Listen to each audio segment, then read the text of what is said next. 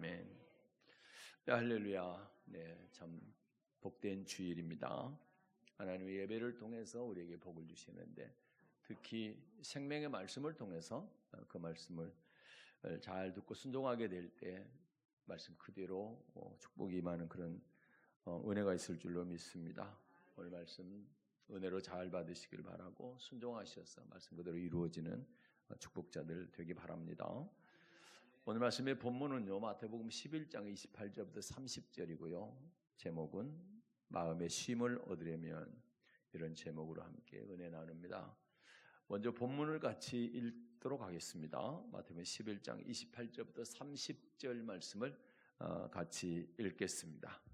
수고하고 무거운 짐진 자들아, 다 내게로 오라. 내가 너희를 쉬게 하리라. 나는 마음이 온유하고 겸손하니 나의 멍에를 메고 내게 배우라. 그러면 너희 마음이 쉼을 얻으리니 이는 내 멍에는 쉽고 내 짐은 가벼움이라 하시니라. 아멘.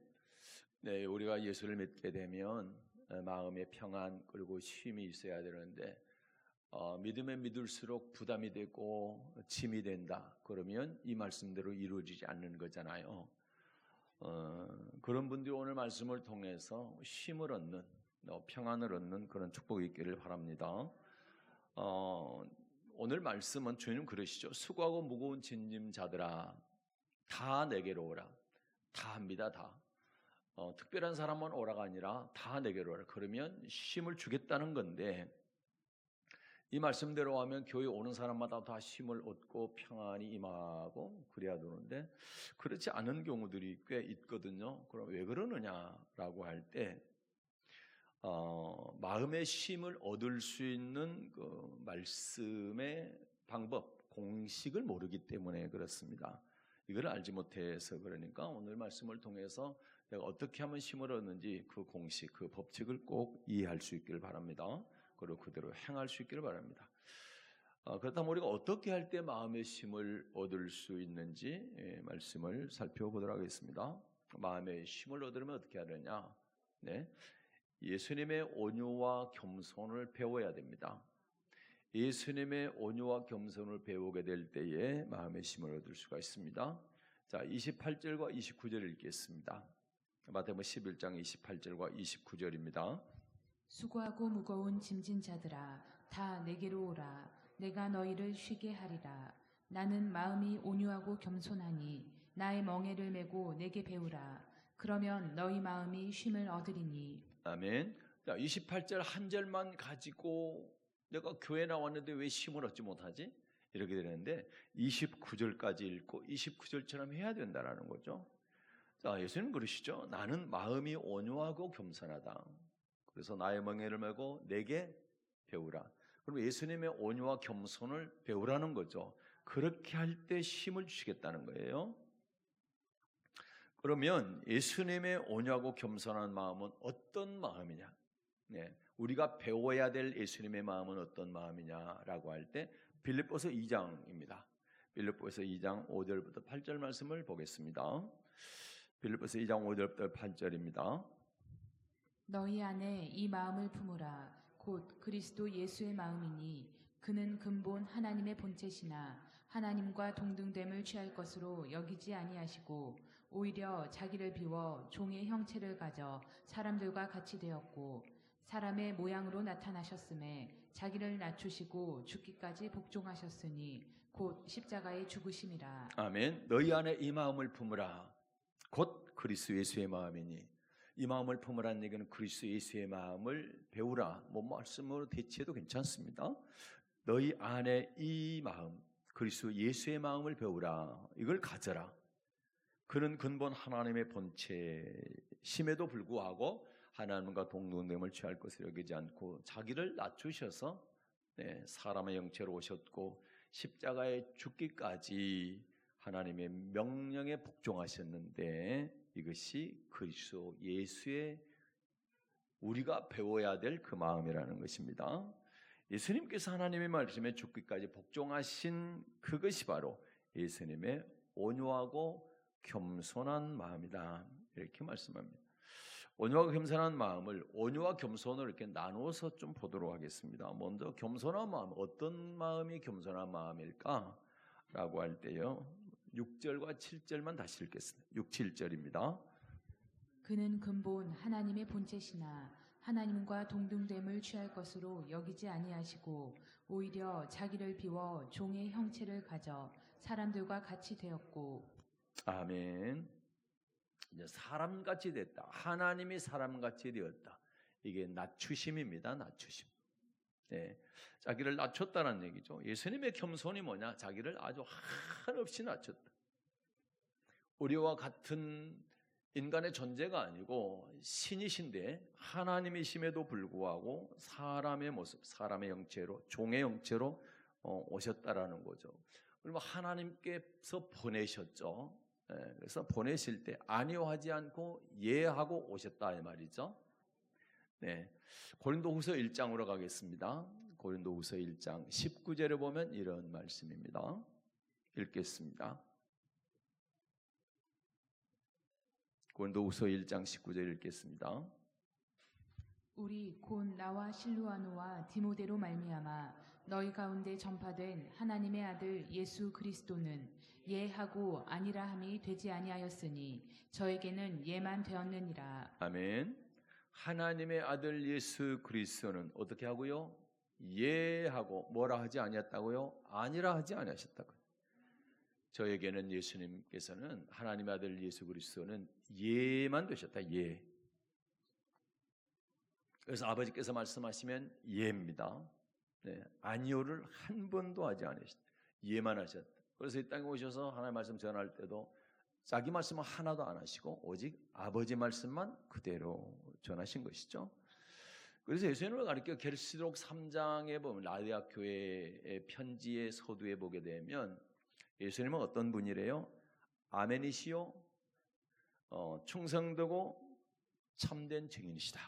이렇게 말씀합니다. 예수님은 아멘이시다. 예만 하신 분, 아니요 하지 아니하신 분, 그분이 예수님이십니다.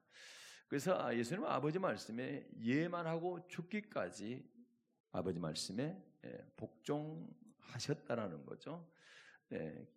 그 다음 절도 한번 읽겠습니다. 20절입니다. 20절 읽겠습니다.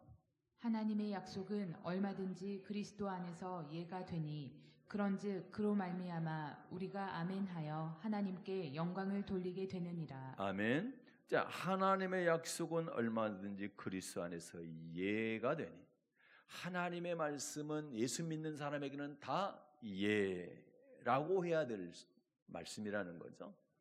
네. 예를 여기서는 아멘으로 얘기했습니다. 예 또는 아멘.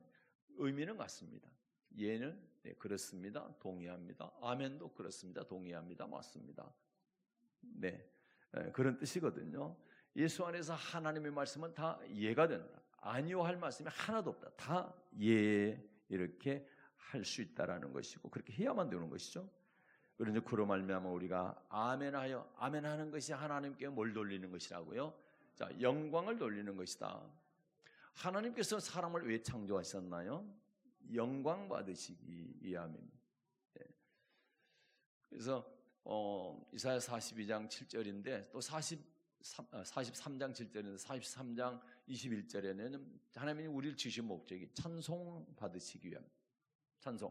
찬송이 뭐냐? 하나님께 영광 돌려드리는 모든 것들이 다 찬송인 것입니다. 그런데도 아멘도 하나님께 영광 돌려드리는, 그래서 창조의 목적 중에 하나가 아멘하는 것이다.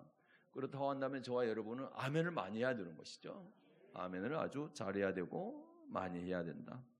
네, 그래서 특히 말씀 받을 때는 반드시 아멘해야 됩니다. 그래서 예해야 됩니다. 내가 그렇게 듣겠습니다. 그렇게 살겠습니다. 네, 그렇게 행하겠습니다. 그렇게 순종하겠습니다. 그래서 아멘으로 잘 받으시기 바랍니다. 자, 포로 귀환 시대 때에 바벨론에서 이스라엘로 다시 돌아온 사람들, 출바벨론한 이스라엘 백성들이요 수문앞 광장에 모여서요 에스라라고 하는 선지자가 나무강단 위에 서서 모세 율법책을 가져가게 하고 모세 율법을 선포하게 됩니다. 그때 백성들이 그 모세 율법을 받을 때 어떤 자세로 받았는지 한번 보겠습니다. 느헤미야 8장입니다. 5절과 6절 보겠습니다. 느헤미야 8장 5절 6절을 같이 읽겠습니다. 학사 에스라가 모든 백성 위에 서서 저희 목전에 책을 펴니 책을 펼 때에 모든 백성이 일어서니라.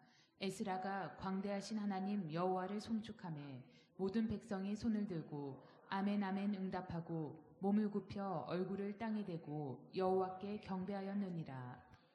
아멘. 네, 그렇습니다. 자, 에스라가 모든 백성 위에 서서 저희들의 눈앞에서 책을 폈는데 이 책이 무슨 책이에요? 모세의 율법책이에요. 모세 율법책을 펴게 될 때 모든 백성이 일어났다는 거죠.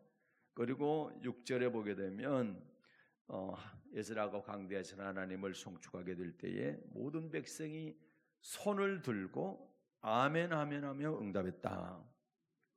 하나님의 말씀 받을 때 손을 들고 아멘 아멘 그렇게 받고 어떻겠습니까? 몸을 굽혀 얼굴을 땅에 두고 여호와께 경배하였느니라. 하나님의 말씀을 그렇게 진중한 자세로 받았다는 것입니다. 네. 그래서 말씀 받을 때 귀를 후비고 부채질하고 그렇게 받는 게 아니고 두 손 들고 어떻게 해요? 아멘 아멘 아멘 아멘 아멘 아멘 그리고 얼굴을 땅에 두고 하나님을 경배했다.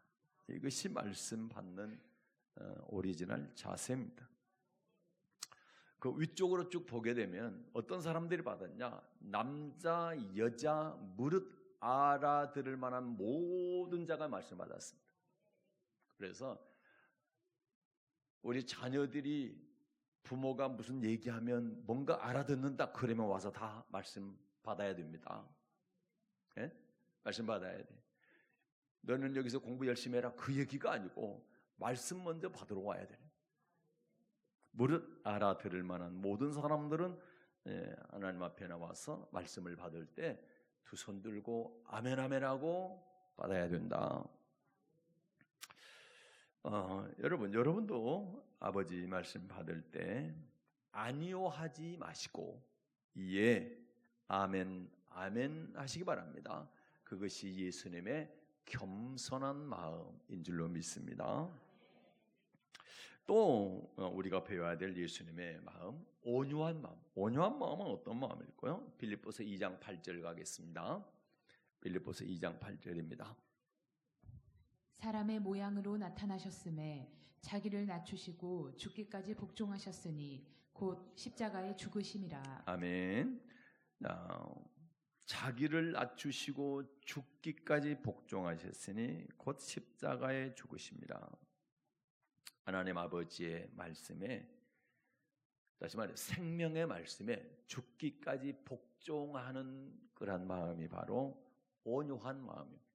그게 바로 온유한 마음이다. 그래서 저와 여러분은 예수님의 겸손한 마음과 아멘 하고 듣는, 아버지 말씀을 아멘 아멘 예 하고 듣는 그런 겸손한 마음과 죽기까지 복종하는 온유한 마음을 배워서 저와 여러분의 수고와 멍에가 가벼워지고 우리의 마음의 쉼을 얻기를 바랍니다. 그러면 예수님의 겸손하고 온유한 마음을 배우기 위해서는 어떻게 해야 그 마음을 배울 수가 있을까요? 자, 우리의 마음의 쉼을 얻으려면 온유하고 겸손한 예수님의 마음을 배워야 되는데 어떻게 하면 그런 마음을 배울 수가 있느냐? 첫째는요, 말씀을 받을 때 두렵고 떨림으로 받아야 됩니다. 두렵고 떨림으로 하나님의 말씀을 받아야 됩니다. 누가복음 1장에 보게 되면 마리아에게 천사가 나타납니다. 마리아가 갈릴리에서 살았는데, 갈릴리 나사렛이라고 하는 동네에 살았는데 처녀 마리아에게 가브리엘 천사가 나타났습니다. 그러면서 이런 얘기를 합니다. 마리아야, 무서워 말아라. 네가 하나님께 은혜를 얻었느니라. 네가 아들을 낳을 건데 이름을 예수라고 지어라. 그럴 때 마리아가 깜짝 놀랍니다. 아니, 저는 아직 남자를 알지 못합니다. 그런데 어떻게 아이를 낳습니까? 이렇게 반문하게 되는 거죠. 그리고 그때 남자를 모르는 처녀가 아이를 낳는다라는 것은 그때 돌로 쳐서 이렇게 죽이던 그런 시대였어요. 그런데 처녀가 아이를 어떻게 낳느냐 이 말이지. 당연히 그렇게 말할 수밖에 없잖아요. 근데 천사가 뭐라고 합니까? 자, 성령이 내게 임하시고 성령이 내게 임하시고 지극히 높으신 이의 능력이 내게 임하면 그렇게 된다는. 예.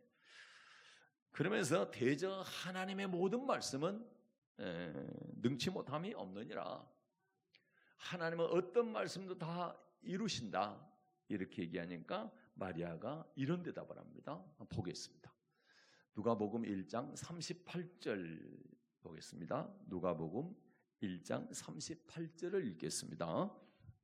마리아가 가로되 주의 계집종이 오니 말씀대로 내게 이루어지이다 하매 천사가 떠나가니라. 아멘. 마리아가 말하되 주의 계집 뭐라고요? 종이라고요.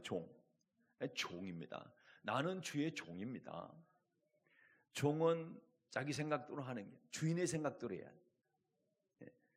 자기가 하고 싶은 대로 하는 게 아니라 주인이 하라고 하는 대로 해야 되는 게 종이잖아요. 그래서 나는 주의 종이니까 주님이 시키는 대로 그대로 하겠습니다.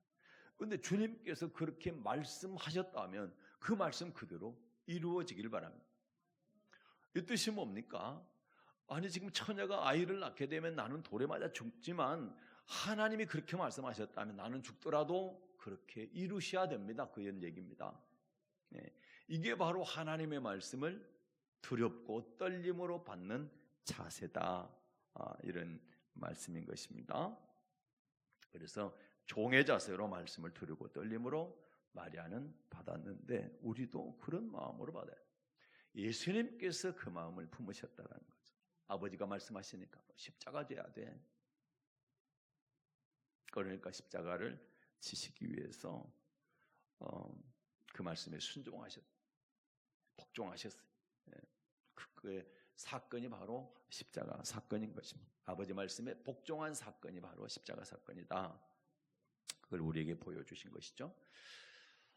출애굽 20장에 보게 되면 하나님께서 이스라엘 백성들에게 십계명을 주시는 장면이 나오는데 십계명을 주실 때 평안한 마음으로 그런 상황에서 십계명을 주신 것이 아니라 천둥 번개, 그 다음에 깜깜함, 엄청나게 두려운 그런 상황을 만드셔서 강림하셔서 친히 하나님의 음성을 친히 들려주셨는데 그게 십계명입니다. 그런데 왜 백성들이 하나님의 음성을 그 두려운 환경 속에 들을 때 두려워 벌벌 떨게 그런 상황에서 말씀을 주셨냐라고 할 때에 출애굽 20장 20절입니다. 이것 때문에 그렇게 하신 거죠. 출애굽 20장 20절입니다. 모세가 백성에게 이르되 두려워 말라. 하나님이 강림하심은 너희를 시험하고 너희로 경외하여 범죄치 않게 하려 하심이니라. 아멘. 여러분, 사람을 누가 지었습니까? 하나님이 지으셨습니다. 부모님은 지은 게 아니라 낳기만 하셨고 지으신 분은 하나님이시죠.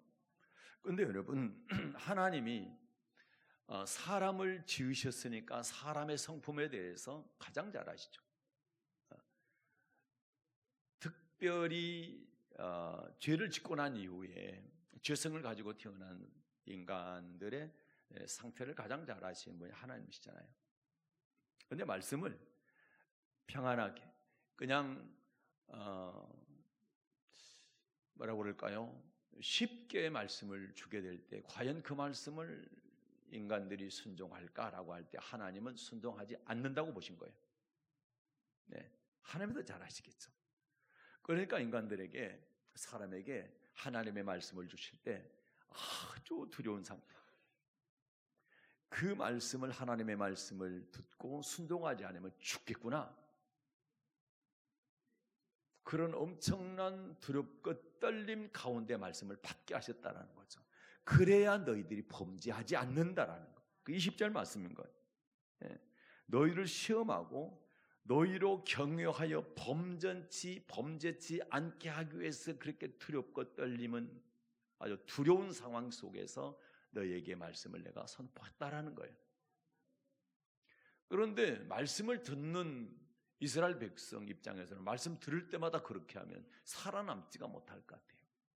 얼마나 무섭고 떨리든지. 그래서 모세 목사님한테 부탁을 한 거죠. 두 번 다시 하나님 말씀을 듣게 되면 우리가 죽을 것 같으니까 하나님 말씀 듣다가 우리가 죽을 이유가 뭡니까? 그러니까 목사님이 대신 들으시고 우리에게 그대로 전해주시면 그것이 우리 하나님의 말씀인 줄 알고 저희들이 그 말씀 그대로 행하겠습니다. 이렇게 모세에게 백성들이 거니 하여튼 이렇게 했어요. 그랬더니 하나님께서 백성들이 하는 말을 들으신 거죠. 들으시고 조건을 하나 봤어요. 그래, 그들의 말이 옳다. 내가 계속 그들에게 직접 말씀을 주면 그들이 두려워서 죽을 거야 아마. 그러면서 이제 하나 조건을 붙였는데 이런 조건이죠. 한번 보겠습니다. 신명기 5장 25절부터 29절입니다. 출애굽기 20장에 나와 있는 이스라엘 백성들의 말을 조금 더 자세하게 디테일하게 여기 기록해 놓았습니다. 그래서 조건이 하나 있다.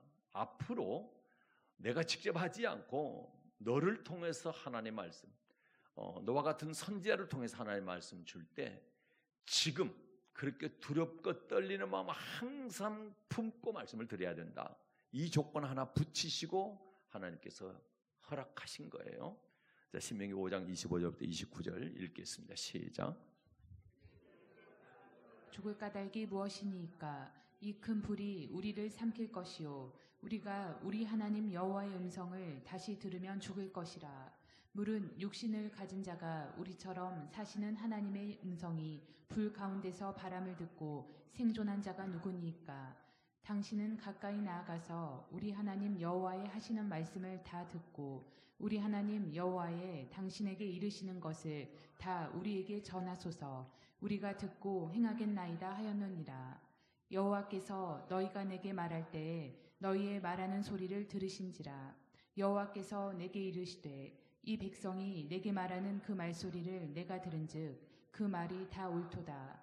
다만 그들이 항상 이 같은 마음을 품어 나를 경외하며 나의 모든 명령을 지켜서 그들과 그 자손이 영원히 복받기를 원하노라. 아멘.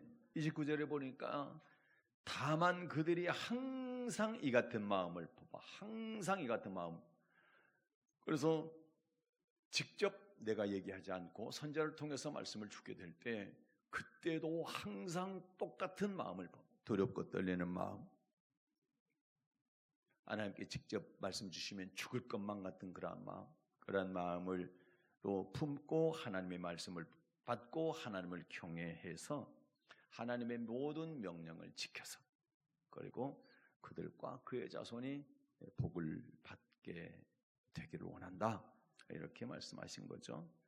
그래서 어떤 마음을 품어야 된다고요? 하나님의 말씀을 받을 때는 두렵고 떨림으로 받아야 된다는 그 마음을 품어야 된다라는 겁니다. 그렇기 때문에 앞으로도 항상 주의 종을 통해서 주시는 하나님의 말씀을 받을 때는 하나님께 직접 주실 때처럼 두렵고 떨림으로 이스라엘 백성들이 그랬던 것처럼 여러분들도 그런 마음으로 말씀 받을 수 있기를 바랍니다. 이처럼 예수님 온유한 마음이 뭐냐라고 할 때 아버지 말씀을 듣고 순종하되 죽기까지 순종해서 십자가를 주심같이 하는데 어떻게도 받았다고요? 아버지 말씀을 두렵고 떨림으로 예수님조차도 그렇게 받으셨다 이 말입니다. 그렇게 할 때 이제 우리에게 쉼이 주어지는 것이다. 그러면 이제 저와 여러분이 온유한 마음을 배워서 온유한 자가 될 수가 있을까? 이런 얘기거든요. 애초에 온유라고 하는 그 단어가 야생마를 길들여서 길이 잘 들이게 되면 처음에는 뭐 야생마는 사람이 탈 수가 없잖아요. 길길이 날뛰니까 탈 수가 없는데 그걸 길들여 가지고 사람이 이끄는 대로 뭐 가라 하면 가고 오라 하면 오고 멈추라 하면 멈추고 뭐 이렇게 하도록 길을 잘 들이면 말을 잘 듣잖아요. 사람의 말을. 예, 그런 상태를 온유함이라고 그런답니다. 그러면 우리가 그렇게 될 수가 있느냐? 처음에는 하나님의 말씀을 안 듣다가 하나님이 어떤 말씀을 하시든지 예, 아멘하고 그 말씀에 순종하는 그런 온유한 자가 될 수가 있느냐라고 할 때 될 수가 있다라는 거예요. 대표적인 사람이 성경에서 가장 온유하다고 성경에 기록한 사람이 누구냐면 바로 모세입니다. 모세. 민수기 12장 3절에 기록되어 있어요. 자, 민수기 12장 3절 한번 보겠습니다. 네, 읽겠습니다. 이 사람 모세는 온유함이 지면의 모든 사람보다 승하더라. 아멘. 이 사람 모세는 온유함이 지면에 땅에 있는 모든 사람보다 더 승하다. 훨씬 온유한 사람이라는 것이죠. 그런데 이 모세가 지금 땅에서 가장 온유한 사람보다 가장 온유한 사람인데 온유한 사람들 중에서 더 온유한 사람인데 그런데 모세가 처음부터 온유했느냐라고 하면 아닌 거예요. 40세 될 때까지의 모세는 온유한 사람이 아니었습니다. 야생마처럼 한 성격 하는 사람이었습니다. 40세 될 때 어떻습니까? 그때까지 공주의 아들, 애굽의 공주의 아들로 살고 있었죠. 그러니까 권세자였습니다. 하루는 애굽 사람이 자기 동족 히브리 사람을 치는 것을 보게 됩니다. 그걸 목격하게 되고 어떻습니까? 이걸 보고 분이 났어요. 그래서 주위를 싹 돌아보니까 보는 사람이 아무도 없으니까 어떻습니까? 탁 쳐서 죽였습니다. 그리고 모래 속에다가 안매장 딱 시켰습니다. 그런데 그 이튿날 탈로가 나게 되니까 도망가게 되죠. 미디안으로 도망갑니다. 미디안 광야로. 미디안 광야에 도망가가지고 거기서 40년 동안 뭐 하느냐? 양치기 합니다. 목동이 됩니다. 목동. 네. 왕자가 목동이 돼가지고 40년 동안 거기서 하나님에게 혹독한 훈련을 받게 되는 것이죠. 그 결과 이런 온유한 사람이 된 거예요. 하나님은 하나님의 말씀에 예하고 아멘만 하고 말씀에 순종할 수 있는 사람을 지도자로 삼아야 된대. 근데 그 사람을 모세로 이제 지목을 했는데 모세가 야생마처럼 백성들이 원망하고 불효하면 턱 쳐서 죽이면 이게 이제 말이 안 되는 거예요. 이끌어 갈 수가 없어. 그러니까 어떻게 합니까? 어떤 말을 하더라도 그들을 살려달라고 하나님께 기도할 만큼 온유한 자로 만드시더라. 그래서 그를 지도자로 40년 동안 훈련시키고 난 다음에 가장 온유한 자가 되니까 그때 모세에게 이스라엘 백성들이 이끌고 가나안 땅을 향해 가라. 40년간 광야 생활을 하게 된 것입니다. 그리고 보면 어때요? 모세가 40년 동안 훈련을 받고 난 다음에 온유한 사람이 된 이후에 하나님의 말씀을 받을 때 어떻게 합니까? 토씨 하나도 타협하지 않고 바로 왕에게 가가지고 말씀 그대로 전하는 거예요. 쫓겨나면 또 말씀 듣고 또 들어가서 또 똑같은 얘기를 합니다. 내 백성 보내라. 이들이 광야에 가서 나를 섬길 것이라 계속 반복합니다. 모세가 권세자가 뭡니까? 애굽의 바로 왕이 권세자인데 그가 모세에게 여러 가지 타협안을 제시함에도 불구하고 하나님 말씀에 정말 충성한. 그래서요 모세가 얼마나 충성했는지 히브리서 기자는 모세는 사환으로 충성했고 예수님은 진맡은 아들로 충성했다. 예수님과 비교할 만큼 그렇게 충성한 자라고. 뭐에 대해서? 믿는 도리, 믿음의 도 하나님의 말씀에 대해서 그렇게 충성한 자로 얘기합니다. 예. 모세를 보니까 우리도 온유한 자가 될 수 있다라는. 여러분 사람 죽인 사람, 살인하신 분 아무도 안 계시죠. 그러니까 모세보다 훨씬 우리는 더 온유한 사람이 될 수 있는 가능성이 있잖아요. 모세도 됐잖아요. 대답을 안 하시네. 아니 살인범도 그렇게 온유한 자가 되잖아요. 그런데 이 중에 살인범이 아무도 없어. 모세보다 훨씬 성격이 좋으시잖아. 그러면 그래도 얼마든지 모세처럼 온유한 자가 될 수가 있다라는 것이죠. 참 제가 자주 얘기했지만 사슴이 목이 마르게 될 때 시냇물을 찾게 되는데 시냇가에서 사자가 기다리고 있는 아는 거예요. 그래서 어떻게 합니까? 목이 말라도 참는 겁니다. 죽기 전까지 참는 거예요. 왜요? 네, 시냇물 마시러 내려갔다는 사자한테 잡혀 죽으니까. 그래서 마지막에 언제 갑니까? 목말라서 죽을 것 같을 때 가는 거예요. 여러분, 우리는 사슴이 사자가 기다리는데 두려움과 떨림이 있음에도 불구하고 내가 죽을 것 같으니까 갈 수밖에 없잖아요. 우리가 하나님의 말씀을 받을 때 두렵고 떨림으로 말마다 그 말씀에 내가 복종하지 않으면 죽겠다라고 하는 그런 마음으로 말씀을 받아야 된다는 거예요. 그게 온유한 마음인 거예요. 네. 그래서 말씀을 받을 때만큼은 두렵고 떨림으로 받으시라. 빌립보서 2장 12절. 네, 빌립보서 2장 12절. 그러므로 나의 사랑하는 자들아 너희가 나 있을 때뿐 아니라 더욱 지금 나 없을 때에도 항상 복종하여 두렵고 떨림으로 너희 구원을 이루라. 아멘. 왜 하나님 말씀을 두렵고 떨림으로 받아야 되냐? 그래야 복종하고 또 복종해야 우리의 구원을 이룰 수 있기 때문이다. 그래서 하나님의 말씀 받을 때만큼은 두렵고 떨림으로 말씀을 받으십시오. 그러면 온유하고 겸손한 자가 될 수가 있습니다. 자, 두 번째는요, 강하게 부르짖어야 됩니다. 강하게 부르짖어 기도해야 되는 거예요. 여러분, 아무리 하나님의 말씀을 두렵고 떨림으로 받았다 할지라도 기도하지 않는다면 환난과 핍박이 왔을 때에 말씀에 순종할 수가 없게 되기 때문에 그렇습니다. 하나님의 아들이신 예수님조차도요, 십자가의 죽음 앞에서 두려우셨어요. 육신을 입으셨기 때문에. 그래서 할 수만 있으면 이 잔을 옮겨 주십시오. 그렇게 아버지께 기도하는 겁니다. 십자가의 잔을 하나님 아버지, 이걸 좀 피하면 안 됩니까? 피할 수만 있다면 피하게 해주세요. 그 기도를 하신 거예요. 왜요? 두려우셨기 때문에. 그런데 예수님께서 어떻게 십자가의 그런 두려움을 이겨내셨냐 이 말입니다. 어떻게 이겨내셨냐?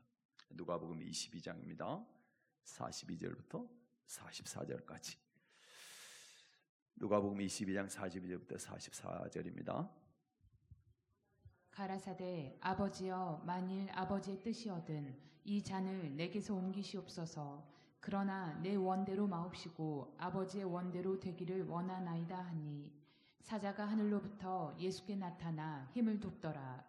예수께서 힘쓰고 애써 더욱 간절히 기도하시니 땀이 땅에 떨어지는 핏방울같이 되더라. 아멘. 예수님께서 이 잔을 옮기면 안 됩니까, 아버지? 아버지 뜻이라면 좀 옮기주십시오. 이렇게 합니다. 그러나 내 원대로 마시고 아버지 원대로 하십시오. 그런데 43절을 보니까 어떻습니까? 사자가 하늘로부터 예수께 나타나 힘을 돕더라. 그런데 44절을 보면 힘쓰고 예수 더욱 간절히 기도하시니 땀이 땅에 떨어지는 핏방울같이 되더라. 얼마나 예수고 힘써 간절히 기도하셨던지 땀방울이 떨어지는데 핏방울 떨어지듯이 그렇게 떨어지더라는 거예요. 물론 여기서 이 핏방울이 이런 두두두둑 떨어지는 끈적거리지 않는 그런 피를 말합니다. 피가 어떻습니까? 떨어지면 동맥을 만약에 이렇게 끊어진다 했을 때는 팍 쏟잖아요. 그런 피를 말하죠. 땀방울은 뚝뚝 떨어지만 피방울은 어떻습니까? 두두두둑 두룩 떨어진다는 얘기. 얼마나 진액을 짜서 간절히 기도하셨나 이 말이죠. 그렇게 했더니 하나님께서 사자를 보내서 기도를 도와주시더라는 거예요. 기도를 통해서 십자가의 잔의 그 두려움을 이겨내셨다라는 거죠. 그래서 아버지 말씀을 두렵고 떨림으로 받아서 이걸 복종해야 돼요. 근데 잘 안 되더라는 거죠. 그런데 그걸 되게 하는 것이 바로 간절한 기도라는 사실을 여러분 꼭 기억할 수 있기를 바랍니다. 네, 말씀을 맺도록 하겠습니다. 예수님께서요, 나는 마음이 온유하고 겸손하니 내 명예를 메고 내게 배워라. 그러면 너희 마음에 쉼을 주리라. 이렇게 말씀하셨어요. 그러나 예수 믿는 성도가 주님께 나가기만 하면 무조건 다 쉼을 얻느냐? 그건 아니라는 거예요. 반드시 어떻게 해야 된다고요? 예수님의 온유하고 겸손한 마음을 배워야 된다는 거예요. 예수님의 온유하고 겸손한 마음을 배워서 온유와 겸손해지게 될 때에 우리 주님께서는 우리에게 쉼을 주신다라는 사실입니다. 그래서 온유와 겸손한 마음을 예수님께 배우기 위해서 어떻게 해야 되느냐라고 할 때 첫째, 하나님의 말씀을 두렵고 떨림으로 받아야 된다는 거죠. 두렵고 떨림으로. 나는 이 말씀 복종 안 하면 나는 구원 얻을 수 없어. 항상 두렵고 떨림으로 말씀을 받고 복종해서 너희 구원을 이루라. 이 말씀대로 할 수가 없다. 구원을 이룰 수가 없어. 그러니까 두렵고 떨림으로 받아야만 돼. 그럼에도 불구하고 핍박과 환난이 왔을 때 참 어렵다라는 거죠. 그래서 순종하기가, 복종하기가. 그래서 어떻게 해라? 기도해라. 부르짖어 기도해라. 네. 부르짖어 기도하게 될 때 성령이 임하시고, 부르짖어 기도할 때 성령 충만해지고, 성령께서 어떤 환난 핍박 가운데서도 예수님의 말씀, 하나님의 말씀을 복종할 수 있게 해주신다는 거예요. 그래서 이 두 가지 꼭 잊지 마시기를 바랍니다. 여러분 모두 하나님의 말씀 받을 때 두렵고 떨림으로 받으시기를 바라고요. 그리고 잘 안 될 수가 있으니까 애쓰고 힘써 부르짖어 기도함으로 어떤 아버지 말씀이든 복종해서 여러분의 구원을 이루어 가시기를 주님의 이름으로 축복합니다.